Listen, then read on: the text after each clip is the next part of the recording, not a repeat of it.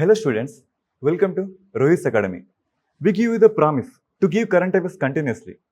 ముందుగా అందరికీ స్మాల్ రిక్వెస్టే, అందరు చూస్తుర్రు కానీ కింద బెల్ కొట్టట్లేదు, లైక్ చేయట్లేదు. ప్లీజ్ సబ్స్క్రైబ్ అండ్ లైక్ చేసేయండి. ఇక మన టాపిక్లోకి వెళ్తే ఈరోజు ఫస్ట్ కరెంట్ అఫైర్స్.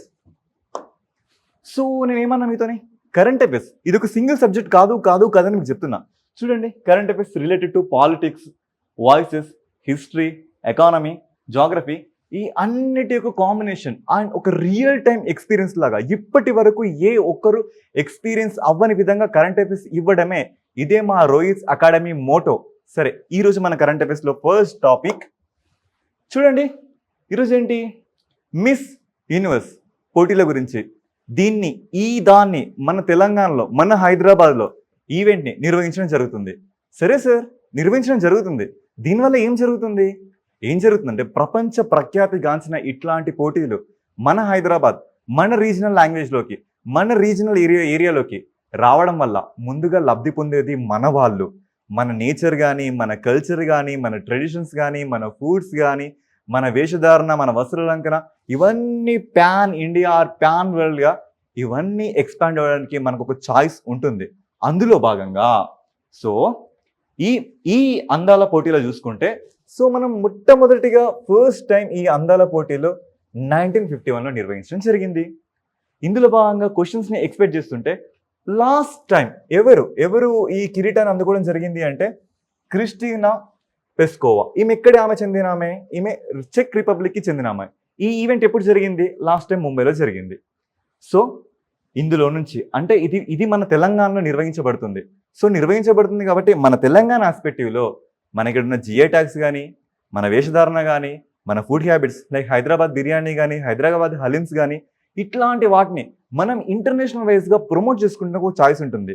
సో ఒకవేళ ఎగ్జామినర్ ఇట్లాంటి పాయింట్స్ నుంచి క్వశ్చన్స్ అడగాల్సి వస్తే ఫస్ట్ టైం ఈ పోటీలు ఎప్పుడు నిర్వహించడం జరిగింది, చిట్ట చివరిసారిగా ఎవరికి అవార్డు రావడం జరిగింది, ఈసారి అవార్డు ఎవరికి వస్తుంది, ఇట్లాంటి క్వశ్చన్స్ని మనం ఎక్స్పెక్ట్ చేయొచ్చు. సో ఇందులో భాగంగానే నెక్స్ట్ దాంట్లో చూసుకుంటే ఎక్కువగా దీంట్లో ప్రిడామినెంట్గా ఇక్కత్ లెగసీ, పోచంపల్లి మీ అందరికీ తెలుసు. ఇక్కత్ చీరలకు కానీ, పుట్టపాక తేలియా రుమాల్ కానీ, ఇట్లాంటి వాటికి మన దగ్గర జిఐ ట్యాక్స్ వచ్చింది. సో ఇట్లాంటి వాటిని ఇందులో చూపించడం కానీ, ప్రమోట్ చేయడం కానీ జరుగుతుంది. ఈ పర్స్పెక్టివ్లో మనం క్వశ్చన్ని ఎట్లా ఎక్స్పెక్ట్ చేయొచ్చు అంటే, ఈ ఇక్కత్ లెగసీకి ఎప్పుడు జిఐ ట్యాగ్ రావడం జరిగింది? 2004 అండ్ 2005. అంటే ఒక్క అందాల పోటీలు హైదరాబాద్లో ఈవెంట్ జరగడం వల్ల మన ట్రెడిషన్ కానీ, మన కల్చర్ కానీ ప్యాన్ వరల్డ్గా ఎక్స్పాండ్ అవ్వడం జరుగుతుంది అని ఈ ఆర్టికల్ నుంచి మనం నేర్చుకోవచ్చు. సరే, నెక్స్ట్ ఆర్టికల్లోకి వెళ్తుంటే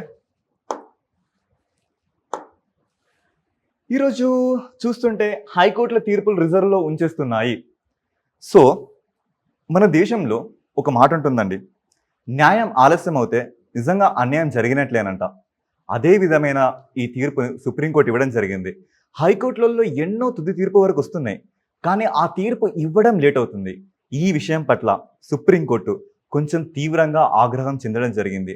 ఆ విషయం పట్ల మనం ఇట్లాంటి టాపిక్లో ఎగ్జామ్లో ఎట్లాంటి క్వశ్చన్స్ ఎక్స్పెక్ట్ చేయొచ్చు అనే పర్స్పెక్టివ్ చూస్తే సుప్రీంకోర్టు ఏ భాగంలో ఉంది, దానికి సంబంధించిన స్కెడ్యూల్స్ ఏంటి, దానికి సంబంధించిన ఆర్టికల్స్ ఏంటి, హైకోర్టుల మీద సుప్రీంకోర్టులకు నిజంగానే ఒక రకమైన కంట్రోల్, ఒక రకమైన అథారిటీ ఉంటుందా అనే పరంగా మనం క్వశ్చన్స్ని ఎక్స్పెక్ట్ చేయొచ్చండి.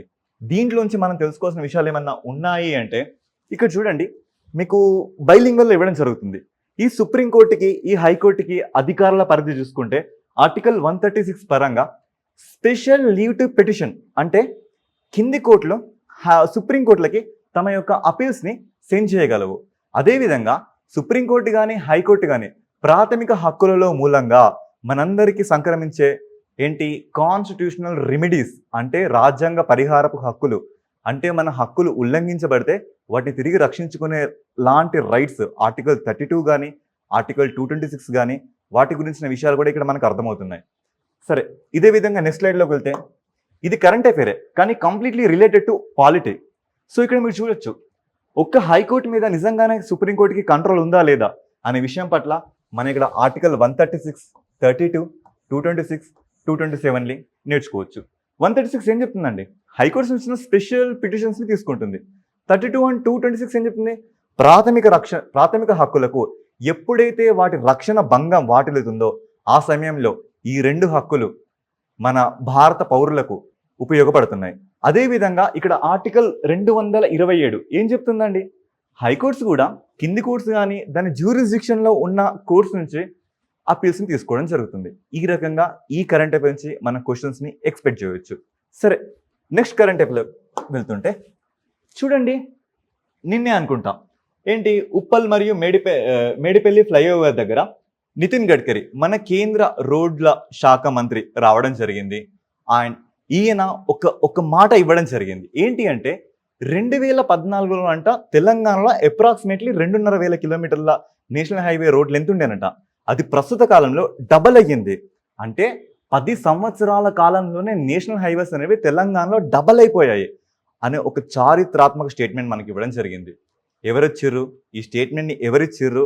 అండ్ ఏ ఫ్లైఓవర్ దగ్గర ఏ ఫ్లైఓవర్ ఇనాగ్రేషన్కి వచ్చిర్రు, తర్వాత ఏ ఫ్లైఓవర్స్ నిర్మించబోతుర్రు అనే టాపిక్స్ని ఈ ఆర్టికల్లో కవర్ చేయడం జరిగింది. సరే, నెక్స్ట్ కరెంట్ అఫైర్లోకి వెళ్తుంటే చూడండి, మళ్ళీ సేమ్ ఇష్యూ పాకిస్తాన్.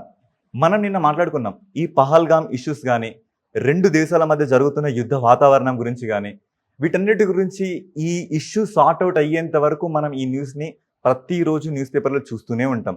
దాంట్లో భాగంగానే మళ్ళీ ఈరోజు వచ్చిన న్యూస్ ఏంటి అంటే చూడండి, ఇక్కడ మీకు కనిపిస్తుంది చీనాబ్ నది మీద నిర్మించిన సలాల్ డ్యామ్. ఎక్కడ? చీనాబ్ నది మీద నిర్మించిన సలాల్ డ్యామ్ ఎక్కడుంది? రియాసీ డిస్టిక్లో ఉంది. అంటే ఇప్పుడు ఈ కరెంట్ అఫైర్ని మనం ఒక రియల్ టైం ఎక్స్పీరియన్స్ లాగా, ఏదో కరెంట్ అఫైర్ చదివామా గుర్తుపెట్టుకున్నామా అనే విషయం కాదు, దీన్ని మనం ఒక రియల్ టైం ఎక్స్పీరియన్స్ లాగా చూడొచ్చు. ఇప్పటికీ central exams or state exams రాసిన మీలో చాలా మందికి తెలుసు సలాల్ ప్రాజెక్ట్ ఏ నది మీద ఉంది, ఏ నది మీద ఉంది అనే క్వశ్చన్స్ మనం ప్రతిసారి చూస్తున్నాం కదా. సో ఇప్పుడు చూడండి, నాతో పాటు మీరు ట్రావెల్ చేయండి. I will show you. So మనం సలాల్ ప్రాజెక్ట్ గురించి మాట్లాడుకుంటున్నాం. చూడండి, ఇది సలాల్ ప్రాజెక్ట్ అండి. ఇది సలాల్ ప్రాజెక్ట్. ఈ సలాల్ ప్రాజెక్ట్ని ఒక్కసారి అర్థం చేసుకోండి.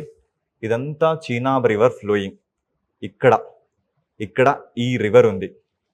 ఇక్కడ ఈ రివర్, ఈ కొండల మధ్య ఇదొక హైడ్రో ఎలక్ట్రిక్ ప్లాంట్. అంటే నీటి వల్ల ఇక్కడ విద్యుత్ జనరేట్ చేయబడుతుంది. అండ్ ఒకసారి మీరే చూడండి, మీ కళ్ళతో చూడండి, మీ కళ్ళతో ఒక్కసారి ఎక్స్పీరియన్స్ అవ్వండి. ఇదంతా డ్యామ్ అండి. ఇక్కడి వరకు మనం వాటర్ని రిటెన్షన్ చేయగలిగితే, అంటే మనం వాటర్ని ఆపగలిగితే, ఇది అప్రాక్సిమేట్లీ ఈ నది ఎంత దూరం ఉంటే అంత దూరం వరకు ఈ నీళ్లు అలాగే ఆగిపోతాయి. ఒక్కసారి చూడండి, ఒకవేళ నీళ్లు అలా ఆగిపోయిన తర్వాత పాకిస్తాన్కి ఏం జరుగుతుంది? నీళ్ళు ఆగిపోయినాయండి, ఇదంతా పక్కన పాకిస్తాన్. అప్పుడు ఏం జరుగుతుంది? నీళ్లు అటు వెళ్ళకపోవడం వల్ల ఆ దేశం అనేది ఒక ఎడారి వాతావరణాన్ని ఎదుర్కోవడం జరుగుతుంది. చూడండి, వాటర్ మొత్తం ఇక్కడ ఆగిపోయాయి, వాటర్ మొత్తం ఇక్కడ ఆగిపోయాయి. అప్పుడు ఇటు పాకిస్తాన్కి చుక్క నీళ్లు వెళ్ళట్లేదు, ఇక్కడ నుంచి చుక్క నీళ్లు వెళ్ళట్లేదు. అప్పుడు జరిగే సిచ్యువేషన్ ఏంటండి? అదొక యుద్ధం కంటే చాలా భయానకమైన వాతావరణం ఎదుర్కోబోతుంది. సో ఈ రకంగా ఒక కరెంట్ అఫైర్స్ని జాగ్రఫీ పర్స్పెక్టివ్లో ఇలా 3D యానిమేషన్ రియల్ టైమ్ ఎక్స్పీరియన్స్లో చూసారా? We give you the promise. బయట ఇన్స్టిట్యూట్స్కును బయట క్లాసెస్కును రోగిస్ అకాడమీకి ఉన్న తేడా ఇది ఒక్కటేనండి. ఇక్కడ ప్రతిదీ, అది కరెంట్ అఫైరే కానీ ఇంకేదైనా కానీ, మేము ప్రతిదాన్ని మీకు రియల్ టైం మీ కళ్ళతో విజువలైజేషన్ చేసే ఒక విధానాన్ని ఇక్కడ మేము తీసుకోవడం జరిగింది. సరేనండి, మన నెక్స్ట్. సో ఈ రకంగా ఇక్కడ ఈ సలాల్ డ్యామ్ని మూసేయబోతున్నట్లు మన భారతదేశం అధికారికంగా స్పష్టం చేయడం జరిగింది. అండ్ నెక్స్ట్ స్లైడ్లోకి వెళ్తే చూడండి, ఆనకట్టల కట్టడి. ఇక్కడ ఆ సలాల్ డ్యామ్ ఒకటే కదండి, మన మిగతా డ్యామ్స్ ఏంటి? ఈ సలాల్ డ్యామే కానీ, బాగ్లిహారే కానీ, కిషన్ గంగానే కానీ, ఏంటి కిషన్ గంగా, తర్వాత ఉరి ఆర్ యూరి డ్యామ్లే కానీ, ఈ అన్ని డ్యాముల్ని మనం సీజ్ చేస్తున్నామండి. ఈ ప్రతి డ్యాముల్ని మనం సీజ్ చేస్తున్నాం. పాకిస్తాన్కి చుక్క నీళ్లు పంపించడానికి ఇండియా ఇప్పుడు ఏ మాత్రం స్పష్టంగా లేదు, మేము పంపించబోము అని ఒక క్లియర్ కట్ స్టేట్మెంట్ ఇచ్చింది. ఇది ఏంటండి? యుద్ధం కంటే చాలా భయానకమైన వాతావరణం. ఆహారం లేకుండా, నీళ్లు లేకుండా చచ్చిపోయే ఆ మరణాలు ఇంతకంటే భయంకరంగా ఉంటాయి. సో మన భారతదేశం ఈ నిర్ణయం తీసుకోవడం జరిగింది. నెక్స్ట్ స్లైడ్లో చూస్తుంటే ఇంతకుముందు మనకు సలాల్ మీద అడిగిన క్వశ్చన్స్ని ఒకసారి అబ్జర్వ్ చేస్తుంటే ఈ సలాల్ డ్యామ్ ఎక్కడ ఉందండి? ఇప్పుడే మీ కళ్ళతో చూసారు. దేని మీద ఉంది? చీనాబ్ రివర్ మీద ఉంది. ఏ డిస్టిక్లో ఉంది? రియాసీ డిస్టిక్లో ఉంది. ఏం జరుగుతుంది? హైడ్రో ఎలక్ట్రిక్ ప్రాజెక్ట్స్ జరుగుతుంది. ఇది ఏ ట్రీటీ పరంగా జరిగింది? Indus water treaty. నిన్నే మనం మాట్లాడుకున్నాం కదండి 1969 ఆ టైంలో ఇండస్ వాటర్ ట్రీటీ జరిగింది అని. తర్వాత ఈ డ్యామ్ని ఎప్పుడు కన్స్ట్రక్ట్ చేయడం జరిగింది? 1978లో జరిగిందండి. సరే, మన నెక్స్ట్ స్లైడ్లోకి వెళ్తే, సో ఇదే మ్యాటర్ మీద మనకి ఈరోజు Vienna convention on the law of treaties అంటే వియన్నా కన్వెన్షన్ కూడా ఈరోజు రావడం జరిగింది. ఏం చెప్తుందండి వియన్నా కన్వెన్షన్? మనం జనరల్గా ఏ దేశాలైనా ఒప్పందాలు మాట్లాడుకుంటే ఆ ఒప్పందాన్ని మనం సంధి లేదా ట్రీటీ అని పిలుస్తాం. ఈ వియన్నా కన్వెన్షన్ ఏమంటామంటే it is a treaty on treaties, అంటే ఒప్పందాల మీద జరుగుతున్న ఒప్పందాలుగా మనం దీన్ని భావించవచ్చు. అదే మ్యాటర్లోకి వెళ్తే ఇప్పుడు ఏమంటుందండి మన ఇండియా? మేము మీకు ఎట్లాంటి వాటర్ ఇవ్వం, మేము మీకు వాటర్ని రిటెన్షన్ చేస్తున్నాం. అండ్ ఈ మ్యాటర్ నుంచి వచ్చిందే మళ్ళీ ఏంటి? ఈ Vienna convention of the law of the treaties 1969లో వియన్నాలో ఈ ట్రీటీ జరిగింది.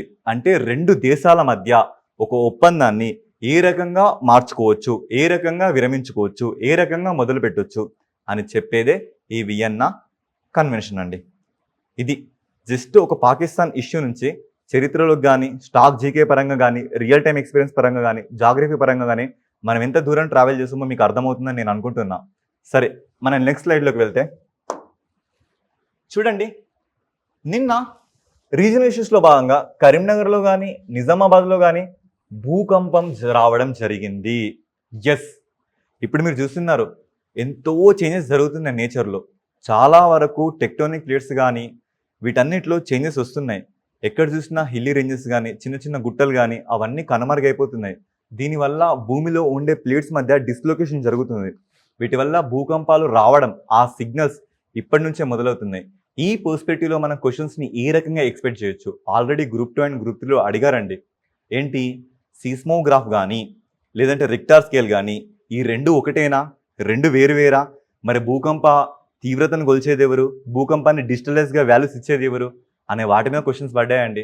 దాంట్లో భాగంగా ఈ కరెంట్ అఫైర్స్లో తీసుకుంటే మనకేంటి చూడండి, సీస్మోగ్రాఫ్ ఇది ఒక శాస్త్రీయ పరికరం. ఇది కేవలం భూకంపాల నుండి అలాగే అగ్నిపర్వత విస్ఫోటనాల నుంచి ఈ సంఘటన నుంచి వచ్చే భూమి కదలికలను గుర్తించి నమోదు చేస్తుంది. ఏంటి?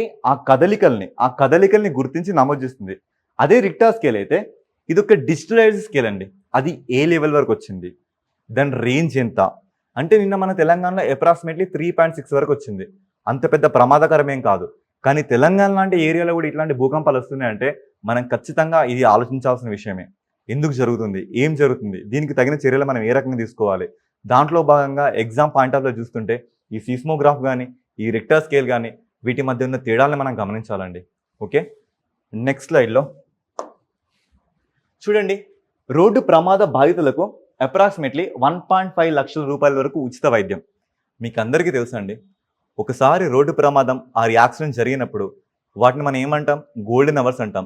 ఆ టైంలో కరెక్ట్ వేలో ఇన్ టైంలో అంబులెన్స్ ఫెసిలిటీ కానీ హాస్పిటల్ ఫెసిలిటీ కానీ లేకపోతే ప్రాణాలు పోతాయి.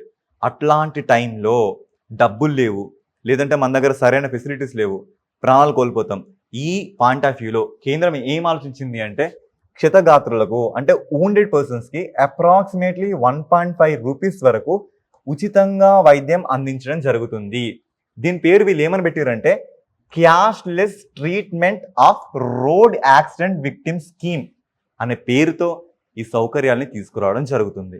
సరే, నెక్స్ట్ స్లైడ్లోకి వెళ్తుంటే చూడండి, ఇది ఎకానమీ పర్స్పెక్టివ్లో ఇది ఏం మాట్లాడుతుంది?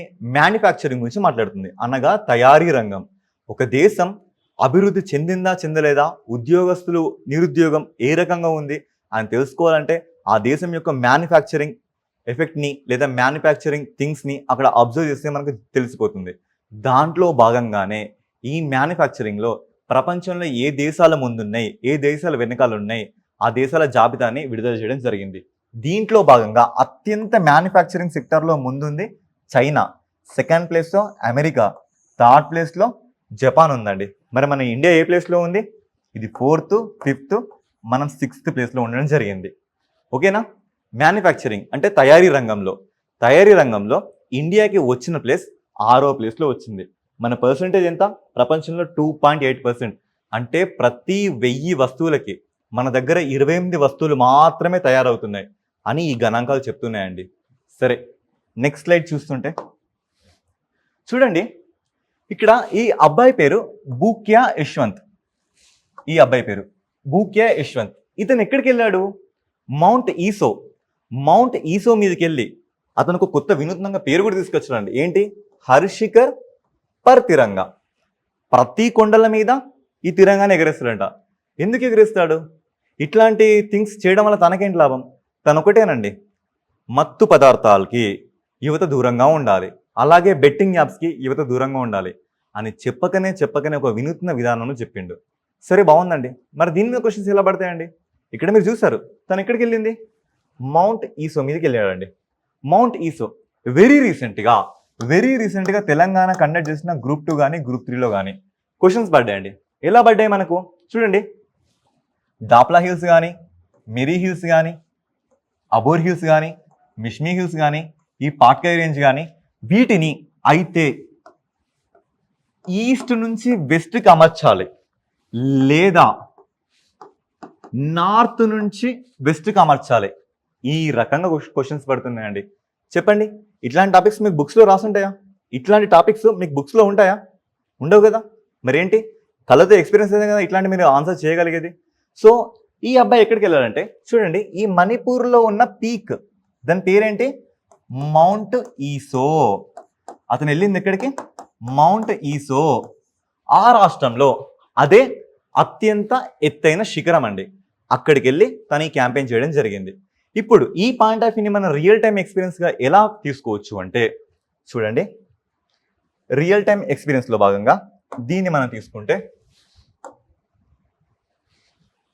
తీసుకుంటే ఆల్రెడీ నేను లోడ్ చేసి పెట్టాను, మీరు చూడొచ్చండి.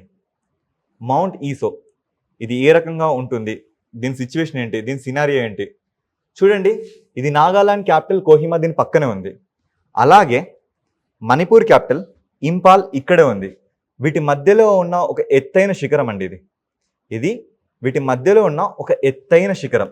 చూడండి, దీన్ని ఒకసారి లైవ్గా మీరే ఎక్స్పీరియన్స్ అవ్వండి. ఇప్పుడు చెప్పండి, ఈ కరెంట్ అఫైర్స్లో ఈ జాగ్రఫీ ఇష్యూస్ కానీ ఇవన్నీ బట్టి పట్టే సబ్జెక్ట్సా లేదా మీ కళ్ళతో ఎక్స్పీరియన్స్ అయ్యే సబ్జెక్టా? ఒకసారి చూడండి. ఇప్పటి వరకు ఇండియాని మీరు ఈ రకంగా చూడడం జరిగిందా? లేదా జాగ్రఫీ కానీ కరెంట్ అఫైర్స్ని కానీ ఇప్పటి వరకు రియల్ టైం మీ కళ్ళకి ఈ లెవెల్లో ఫీడ్ చేశారా? ఇది ఈ లెవెల్లో నేర్చుకుంటే మాత్రమే ఈ రోజుల్లో ఏ ఎగ్జామ్ అయినా సరే స్ట్రెస్తో కాదు, చాలా ప్రేమగా, చాలా ఇష్టంగా మనం క్రాక్ చేయడం జరుగుతుంది. సరే, మళ్ళీ మన టాపిక్లోకి వెళ్తే సో ఇక్కడ ఏంటి అండి, వెరీ రీసెంట్గా ఈ పాకిస్తాన్ భారతదేశం మధ్య జరుగుతున్న ఈ యుద్ధ వాతావరణాన్ని కానీ ఈ సైనిక చర్యలు కానీ యునైటెడ్ నేషన్స్ సెక్రటరీ జనరల్ తన పేరేంటి? Antonio Guterres. తను ఏం చెప్పిండు? వద్దు, ఇట్లాంటి యుద్ధాల వల్ల ఏ ఫలితాలు ఉండవు, కూర్చొని మాట్లాడుకుందాం, ఒప్పందాల ప్రకారం చూసుకుందాం అని ఈయన ఇవ్వడం జరిగింది. మనం స్పెషల్గా యునైటెడ్ నేషన్ ఆర్గనైజేషన్ గురించి సెపరేట్ క్లాస్ చేసుకుందాం. కానీ ప్రస్తుతం ఇక్కడ ఒకటి మనం అబ్జర్వ్ చేస్తుంటే వెరీ రీసెంట్గా గ్రూప్ 2 కానీ గ్రూప్ 3లో కానీ ఈ సెక్రటరీ జనరల్స్ మీద క్వశ్చన్స్ పడ్డాయండి. ఎట్లా అంటే ఇప్పుడు బోత్రోస్ గలీ ఈయన ఎప్పుడున్నాడండి? 1992 నుంచి 96 వరకు. తర్వాత కోఫీ అన్నన్ 97 నుంచి 2006 వరకు. బాన్ కీ మూన్ 2007 నుంచి 2016 వరకు. యాంటోనియో గుటెరస్ 2017 నుంచి స్టిల్ రన్ అవుతుంది. ఈ క్వశ్చన్స్ ఎలా పడ్డాయంటే ఇప్పటి వరకు వీటిని option A, option B, option C, option D ఇచ్చేసి వీళ్ళని క్రోనాలజీ ఆర్డర్గా అంటే కాలానుక్రమంగా ఎవరి తర్వాత ఎవరు వచ్చారు అనే లెవెల్లో క్వశ్చన్స్ అడుగుతున్నానండి. అంటే ఇక్కడ మనం చెప్పాల్సిన అండ్ తెలుసుకోవాల్సిన విషయం ఏంటి అంటే ఒక సెక్రటరీ జనరల్ గురించి తెలుసుకున్నప్పుడు కనీసం తన ముందున్న ఇద్దరి గురించైనా మనకు ఐడియా ఉండాలి. ఆ లెవెల్లో చూసుకున్నప్పుడు మనం ఈజీగా వీళ్ళని ఎలిమినేట్ చేయడానికి ఛాన్స్ ఉంటుంది. సరే, నెక్స్ట్ స్లైడ్లోకి వెళ్తే ఇక్కడ ట్రంప్ కఠిన నిర్ణయం అంట. ఏంటి అంటే కాలిఫోర్నియాలో ఉన్న ఆల్కాట్రాస్ ద్వీపం. సార్, మాకు ఇండియాలో ఉన్నది గుర్తుపెట్టుకోవడం కష్టమవుతుంది, అక్కడెక్కడో క్యాలిఫైర్లోనే ఉన్న వాటి గురించి ఎట్లా గుర్తుపెట్టుకోవచ్చు? ఇట్లాంటి క్వశ్చన్స్ డెఫినెట్గా మీరు చూస్తారు. ఎక్కడ చూస్తారు? సెంట్రల్ ఎగ్జామ్, సీజీఎల్ కానీ, సిహెచ్ఎస్ఎల్ కానీ, ఆర్ఆర్బీ కానీ ఇట్లాంటి వాటిలో ఖచ్చితంగా మీరు ఇట్లాంటి క్వశ్చన్స్ని ఎక్స్పీరియన్స్ చేయడం జరుగుతుంది. సరే, నువ్వు దీన్ని చదువుతావా? నువ్వు దీన్ని చదివి గుర్తుపెట్టుకుంటావా? లేదా ఒక్కసారి కష్టమైనా పర్లేదు, ఒక నిమిషం పోయినా పర్లేదు, వెళ్ళి అక్కడికి వెళ్ళి చూస్తావా? సరే, నేను చూపిస్తా, చూద్దామండి. నేను మీకు చూపిస్తా. చూడండి, ఆల్రెడీ లోడ్ చేసి పెట్టా. ఇదంతా ఏంటి? North America, California. కనబడుతుందా? కాలిఫోర్నియా మీరే చూస్తున్నారు. నేనేం మీతో బట్టి పట్టించట్లేదు, మీరు కళ్ళతో చూస్తున్నారు. చూడండి, ఇదంతా ఏంటి? North America. చూడండి, ఇదంతా ఎర్తే కదా, నార్త్ అమెరికా. ఈ నార్త్ అమెరికాలో కాలిఫోర్నియా క్యాపిటల్ ఏంటి? San Francisco. ఇక్కడ ఇప్పుడు మనం మాట్లాడుతున్న కరెంట్ అఫైర్స్, ఆల్కాట్రాస్ ఐలాండ్. చూడండి, ఆల్కాట్రాస్ ఐలాండ్ని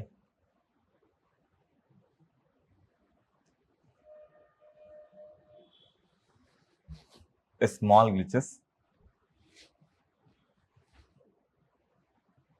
ఇది అండి ఆల్కాట్రాస్ ఐలాండ్. ఇలా ఉంటుంది ఆల్కాట్రాస్ ఐలాండ్ అనేది. ఈ లెవెల్లో మీరు దాని దగ్గరికి వెళ్ళి చూడడం జరిగిందా అని ఇప్పుడు నేను మిమ్మల్ని అడుగుతున్నా. ఒక నిమిషం పోయినా పర్లేదండి, వెళ్ళి దాన్ని కొంచెం చూసి అర్థం చేసుకోండి. ఏదో కరెంట్ అఫైర్స్ చదువుతున్నామా అంటే చదువుతున్నాం అనే లెవెల్లో మాత్రం మీ ప్రిపరేషన్ కంటిన్యూ చేయకండి. ఓకే, మన నెక్స్ట్ స్లైడ్లోకి వెళ్తే, so chief secretary meets Uttam Kumar Reddy. ఎవరండి ఉత్తమ్ కుమార్ రెడ్డి? మన ఇరిగేషన్ మినిస్టర్. ఇంతకుముందు వరకు మన రాష్ట్రానికి చీఫ్ సెక్రటరీగా శాంతి కుమార్ ఐఏఎస్ గారు ఉన్నారు. చీఫ్ సెక్రటరీ అంటే ఏంటి? అది ఐఏఎస్ పదవుల్లోనే అత్యున్నతమైన పదవి. రాష్ట్ర ముఖ్యమంత్రికి దగ్గరగా ఉండి సలహాలు ఇచ్చే పదవి. ఆ పదవి నుంచి ఇంతకుముందు ఎవరున్నారండి? శాంతి కుమారి గారు ఉన్నారు. ఈమెడ ప్లేస్ని ఇప్పుడు భర్తీ చేసింది ఎవరండి? రామకృష్ణారావు. ఇప్పుడు ఇది తెలంగాణ రీజనల్ కరెంట్ అఫైర్లో భాగంగా తెలంగాణకు వచ్చిన కొత్త చీఫ్ సెక్రటరీ రామకృష్ణారావు. సరే, నెక్స్ట్ కరెంట్ అఫైర్స్. ఇక్కడ ఏముందండి? వెరీ రీసెంట్గా హైదరాబాద్ సెంట్రల్ యూనివర్సిటీ. ఇది ఎంత వివాదాస్పదమైందో మీకు తెలుసు. ఎందుకండి? అక్కడ తెలంగాణ గవర్నమెంట్ కొన్ని ఐటీ పార్క్స్ కానీ కొన్ని ఉద్యోగ సంబంధిత విషయాల గురించి కన్స్ట్రక్షన్స్ చేయాలనుకుంది. దాంట్లో భాగంగా హైదరాబాద్ సెంట్రల్ యూనివర్సిటీలో ఉన్న 400 ఎకరాలని తీసేసి అక్కడ కొత్త బిల్డింగ్స్ కన్స్ట్రక్ట్ చేయాలనుకుంది. దాంట్లో భాగంగా మన తెలంగాణ యువత కానీ ప్రతి ఒక్కరు కానీ ప్రొటెస్ట్ చేయడం వల్ల విరమించుకున్నాక అదే ప్రాజెక్ట్ని దాని దగ్గరలో ఉన్న ఇంకొక ఏరియా, ఆ ఏరియా పేరేంటి? గోపన్పల్లి. చూడండి, ఆ ఏరియా పేరు గోపన్పల్లి. ఆల్రెడీ మేము లోడ్ చేసి పెట్టేసాం. గోపన్పల్లి అండి. ఇప్పటి వరకు మీరు చూడండి, ఇదంతా హైదరాబాద్ సెంట్రల్ యూనివర్సిటీ. ఇగో మీకు కనబడుతుంది హైదరాబాద్ యూనివర్సిటీ ఆఫ్ హైదరాబాద్. ఇదంతా 400 ఎకరాల్లో ఉన్న ఏరియా. దీని పక్కనే గోపన్పల్లి. ఇక్కడైతే ఏ ప్రాజెక్ట్స్ పెట్టాలి అని గవర్నమెంట్ అనుకుందో అదే ప్రాజెక్ట్ని ఇక్కడి నుంచి ఇక్కడికి తీసుకెళ్ళడం జరిగింది. ఇంతే అండి. ఒకే ఒక్క నిమిషం మీరు మనసు పెడితే ఈ కరెంట్ అఫైర్స్ అసలు మీకు ప్రాబ్లమే కాదు. అంటే నేను ఎందుకు ఇలా చెప్తున్నానంటే, చదివిన దానికి కళ్ళతో చూసిన దానికి చాలా తేడా ఉంటుంది. అది నేను చెప్పడం కాదు, మీకు తెలుసు. ఎప్పుడైనా మీరు ఎగ్జామ్ రాసినా సరే, ఇంకేమైనా చూసినా సరే, అరే నేను ఈ ప్లేస్ చూసానే, నా కళ్ళు ఎక్స్పీరియన్స్ అయినాయే అనే ఫీలింగ్ మీకు వస్తుంది. ఆ ఫీలింగ్తో ఒకసారి ఎగ్జామ్ రాయండి. ఒక్కసారి ఆ ఫీలింగ్తో ఎగ్జామ్ రాయండి. ఎందుకు మార్క్స్ రావు, ఎందుకు మీరు మార్క్స్ లూజ్ అవుతారు అనే విషయంలో ఒక్కసారి మీ మనసును అడగండి. సరే, మన నెక్స్ట్ కరెంట్ అఫైర్స్. ఓకే, ఈరోజు అనగా May 6 కరెంట్ అఫైర్స్ ఎండ్ అవ్వడం జరిగింది. సో ఇది అండి. ఇక్కడి వరకు మీరు చూసారంటే ఖచ్చితంగా ఈ వీడియో మిమ్మల్ని కదిలించే ఉంటుంది. దయచేసి లైక్ చేయడం మాత్రం మర్చిపోకండి. మీరు చేస్తేనే ఇది ఇంకా ఎక్కువ మందికి రీచ్ అవుతుంది. అండ్ రోహిస్ అకాడమీ తరపున మేము ప్రతిరోజు ఇట్లాంటి కరెంట్ అఫైర్స్ మీ ముందుకు తీసుకురావడం జరుగుతుంది. ఓకే, థ్యాంక్ యూ అండి.